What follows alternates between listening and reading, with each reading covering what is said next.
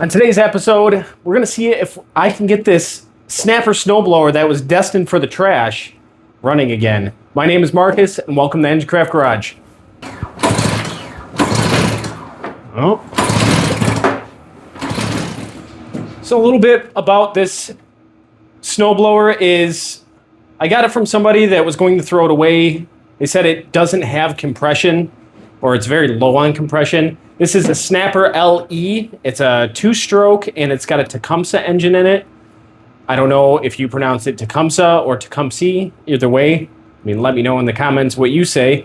So what we're going to do is we're going to go through each step in diagnosing low compression in this engine, and then see if we can get it running again. First thing I want to do is get all of these plastics off of here so we don't have anything in the way. So cue warp speed.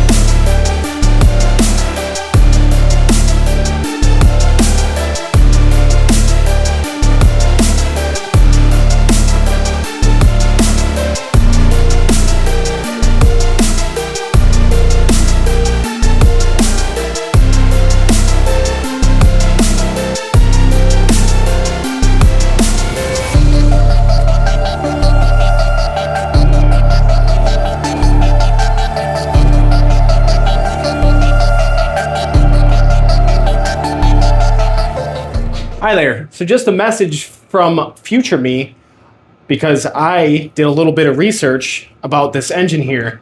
What was bothering me is this was only coming up to around 50 psi of compression, and that's typically what it would be if you have a decompression system, and I didn't know. So what I thought we were chasing was a bad compression symptom, but that wasn't it at all, as you'll soon find. So in the past me, which you'll see coming up, you'll see me explaining the different causes of loss of compression, so you'll get to see that. But you'll also find out exactly why this engine wasn't running correctly to begin with. So let's jump back into it. All right, we got the engine apart as much as I could. Basically, I can get to anything I want to here.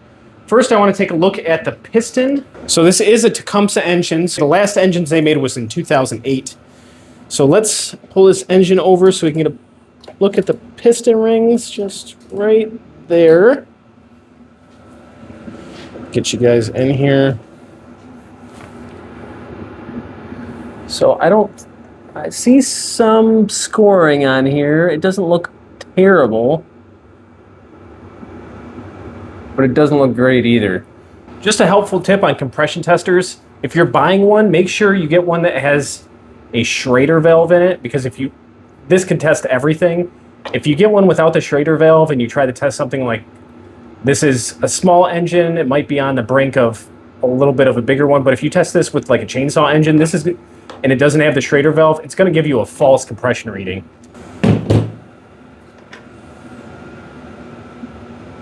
It's definitely getting fuel. All right, let's give it a few pulls and see where we're at.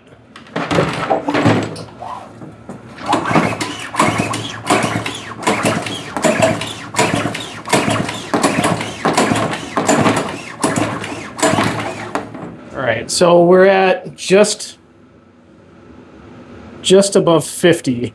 First way of testing to see what the issue is with compression is you got low compression, come in here, squirt a little bit of oil, and if the pressure increases, that means that you have bad rings. So we're going to put a little bit of PB blaster in here. It didn't really go up. So now we must dig deeper. So I'm just going to go ahead and take the head right off, because the next thing we're going to check is the head gasket.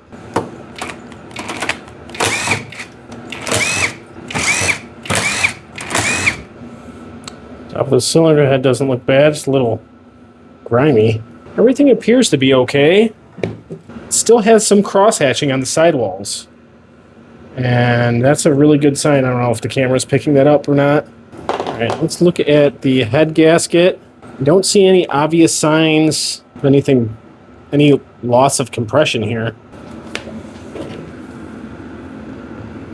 See that right there? Yeah, it's not good. So something catastrophic happened. Just don't know what. This is definitely not how I thought it was going to go. Usually it's bad rings, a head gasket, and then a lot of two-strokes have reed valves, and that could be a cause too, but I guess there's a fourth, cause, which is blown out crankcase. Now, this is basically just a parts snowblower at this point. The case is shattered. All right, I'm going to show you the repair that I did. So if you didn't know, the crankcase is absolutely vital for a two-stroke engine to run, as that's where it pulls in the air-fuel mixture. So what I did here is I used JB Weld steel stick to make the plug here, and then I used just regular JB Weld over it. If this case is made out of aluminum, if it was made out of steel, which rarely any of them are anymore, you could probably weld something on there, but I do not have the tools to be aluminum welding. Like I said, this is just going to be a parts snowmobile essentially, or I might use it around my shop just to clear some snow off, but we're going to see if that holds. It should probably be stronger than the case. And once this cures, I'm going to let it cure for 24 hours. We're going to come back and see if this thing runs. All right, it's been about 24 hours, and there is our fix there. It is cured pretty well. Well, with that on there, we can finally see if this thing's going to run. So let me get you set up, and we'll give it a few pulls. There we go.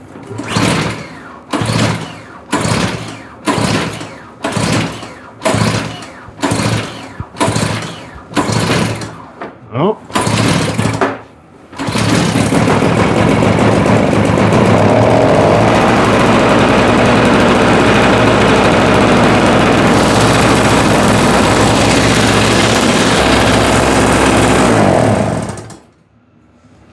Well, would you look at that? It fixed it. Like I said before about two-strokes, the crankcase is pretty vital in the function of this. So what I think was happening is we were just getting a lot of air suction through here, and it wasn't able to pull from the carb, causing it not to run.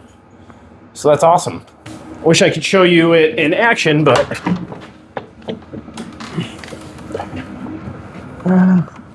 there's some snow out here, but it's Michigan, so it got up to 40 degrees. And now it's back freezing, so all that snow is basically ice. Ooh, smoky in here.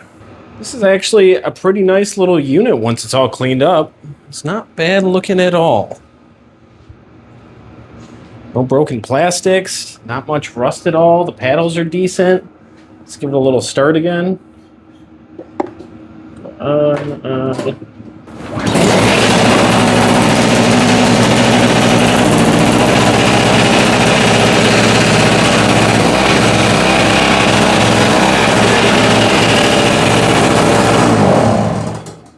It's good. Hope you enjoyed this video of me getting this thing running again. Thanks for stopping by. Don't forget to like, comment, and subscribe. I don't really know what I'm going to do with this thing. I might keep it around for the shop, or I might gift it to somebody or give it to somebody that's really in need of a snowblower. But thanks again for watching. I'll see you next time.